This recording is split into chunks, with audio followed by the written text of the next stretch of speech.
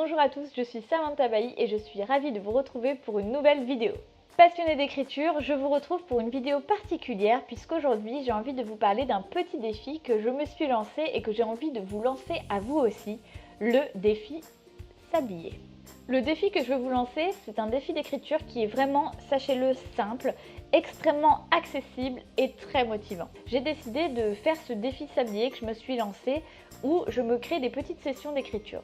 Donc j'ai commencé de manière extrêmement simple, une session de 5 minutes avec un petit sablier de 5 minutes et je me suis rendu compte que pendant ce temps-là, je me suis dit tu ne fais que écrire, tu ne fais rien d'autre, tu ne te poses pas la question du nombre de signes, de la quantité parce que finalement j'ai peur parfois que ces défis qui soient très centrés sur la quantité d'écriture nous forcent à produire, cracher des phrases qui peut aider pour se mettre en route, mais parfois c'est bien aussi de simplement se dire c'est mon espace à moi, pour mon roman, pour mon projet, et je ne me pose pas la question de combien j'ai écrit, je me pose juste la question de c'est un moment que j'ai consacré à moi-même et à mon écriture. Et en fait, sans mettre aucune pression d'un objectif de signe d'écriture, je me suis rendu compte que je faisais 5 minutes, que je commençais à me mettre dans le bain, et puis petit à petit 10 minutes, 20 minutes, et que finalement je décrochais pas de mon ordinateur, que ça y est, je retrouvais l'élan, je retrouvais la connexion avec mon histoire, mon espace mental s'agrandissait comme ça, tout le reste disparaissait et que ça y est, j'étais de nouveau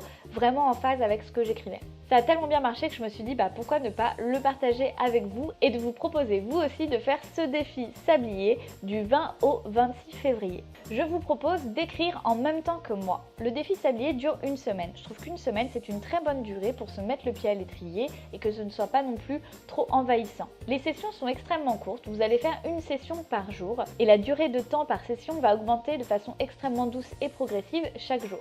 Donc l'agenda, ça démarre le lundi 20 avec une session de 5 minutes, puis le mardi 10 minutes, le mercredi 15 minutes avec le live sur la chaîne YouTube à 20 h, le jeudi 20 minutes, vendredi 25 minutes, samedi 30 minutes pour arriver au dimanche 1 heure.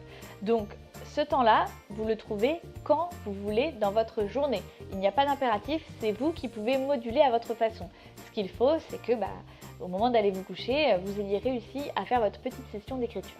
Donc vous pouvez vraiment écrire un roman en cours, commencer un nouveau projet, écrire même autre chose, votre thèse, enfin bref, tout ce que vous voulez. Il n'y a aucun critère, le but c'est vraiment de se lancer un défi. Si vous voulez d'ailleurs écrire autre chose qu'un roman, si c'est pour écrire, je ne sais pas, des lettres, pour écrire un journal, enfin peu importe, simplement pour renouer vous avec cet espace intime, sachez que voilà, le défi sablier n'est pas discriminant, il est ouvert à tous pour tout ce que vous voulez écrire. Le matériel, alors c'est très simple, qu'est-ce qu'il vous faut comme matériel? Eh bien, un ordinateur, un carnet, en fonction de si vous écrivez à la main ou sur l'ordinateur, comme vous préférez, et puis un sablier. Alors bon, moi j'en ai des tonnes maintenant des sabliers, les miens je les ai trouvés chez Nature et Découverte, chez Truffaut et chez Maison du Monde. Vous pouvez les trouver dans les rayons un petit peu déco, je pense que dans pas mal de magasins de décoration c'est trouvable, sinon sur internet, Fnac, Amazon, etc. il suffit d'aller chercher.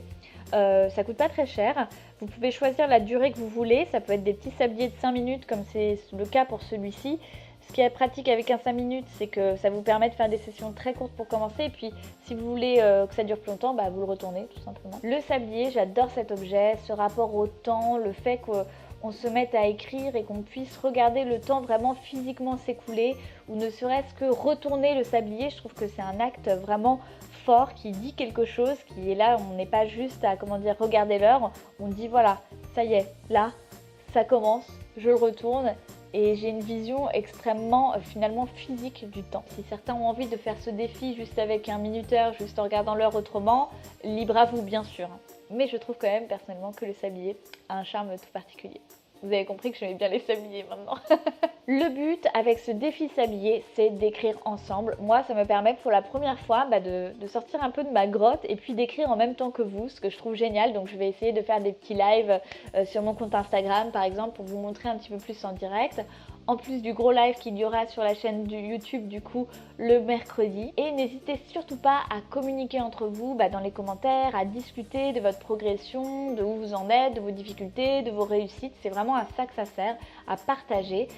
Vous pouvez utiliser le hashtag défi sablier, donc vous pouvez en parler sur les réseaux sociaux évidemment. Vous êtes assez nombreux à me dire que sur la chaîne YouTube c'est ce que vous recherchez, des conseils d'écriture, une énergie positive, une envie de se dépasser, de partager et peut-être de se sentir un petit peu moins seul avec ces problématiques. Pour vous expliquer un petit peu ce qui m'a mené à réfléchir davantage à ma pratique et à essayer de mettre en place une méthode un petit peu plus personnelle, c'est que ces derniers temps, j'ai traversé un blocage d'écriture. Pas un blocage du genre crise existentielle sur l'écriture, je ne sais pas quoi écrire, etc. Je sais exactement ce que je dois écrire, puisque comme vous le savez, donc le 8 mars sort À durée déterminée chez Lattès, et je suis en train d'écrire Indéterminé, le dernier volet de ma série sur la jeunesse et le monde du travail. Donc Indéterminé, ça fait des années que je sais exactement où j'en suis sur ce troisième volet, ce que je veux dire, ce que vont devenir les personnages, bref, j'ai tout mon scénario, toute ma cartographie, mais impossible d'écrire. Impossible d'écrire pour plusieurs raisons, parce que le quotidien m'a rattrapée, parce qu'en ce moment j'ai beaucoup de choses très changeantes dans ma vie, un déménagement à venir, mon investissement dans la charte des auteurs et illustrateurs jeunesse, plein de projets à côté, l'enseignement, et je me suis retrouvée à un moment donné où j'avais la profonde envie d'écrire, mais je n'arrivais même plus à juste trouver un petit espace mental pour que l'écriture puisse se glisser dans mon quotidien. Je vous en parlais dans ma vidéo Comment terminer un roman il n'y a pas si longtemps, que vous pouvez revoir en cliquant ici d'ailleurs si ça vous intéresse.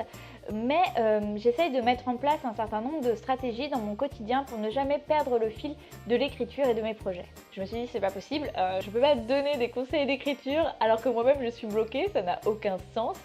Et j'ai essayé de me recentrer un petit peu plus sur moi-même et de réfléchir à comment faire maintenant que j'ai un quotidien qui est tellement prenant, que j'en suis à un stade où dans mon métier d'écrivain, je commence à devoir lutter pour trouver le temps d'écrire, ce qui est quand même un comble, mais ce qui est la réalité aussi de ce métier-là à un certain moment quand on a beaucoup de choses qui commencent à se greffer. Du coup, je suis retournée dans les fondamentaux, dans certaines techniques d'écriture. Je vous en avais d'ailleurs parlé dans une vidéo il y a un petit moment maintenant sur 4 livres à lire sur l'écriture.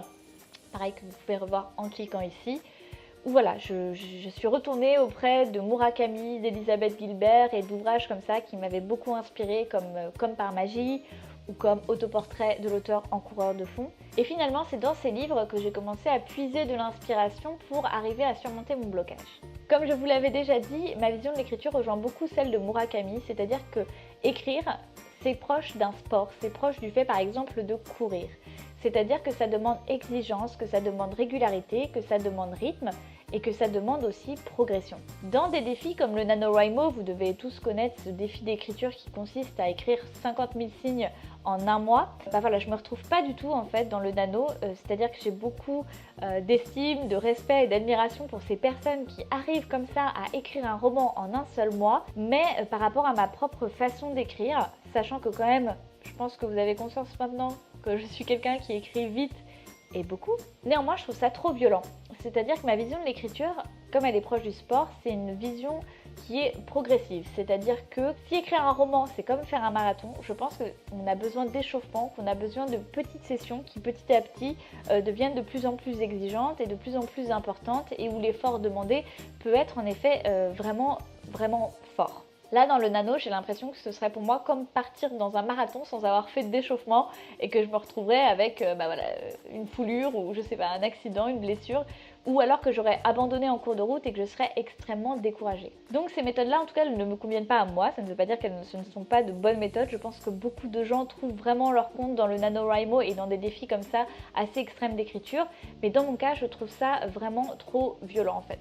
Du coup, j'ai eu envie de retourner un petit peu aux fondamentaux, de creuser, et j'ai repensé à Elizabeth Gilbert qui, dans ses podcasts sur la création, dont je vous mets d'ailleurs le lien dans la barre d'infos si vous voulez en savoir plus, disait qu'elle se faisait vraiment des séances de travail. Elle se mettait 1 heure à son bureau, elle mettait un sablier et elle se mettait à écrire. Ça fait quelques semaines et je vous avoue que cette méthode a tellement marché sur moi que je me suis mis à me procurer plein de sabliers avec des temps différents.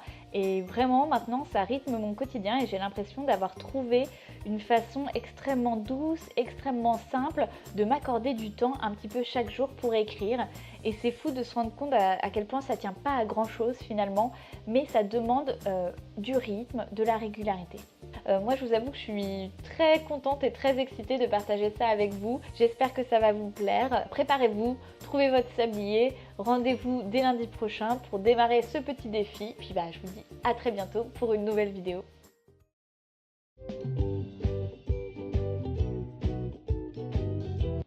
Bonsoir. On dirait qu'elle me drague. Bonsoir. Alors, qu'est-ce que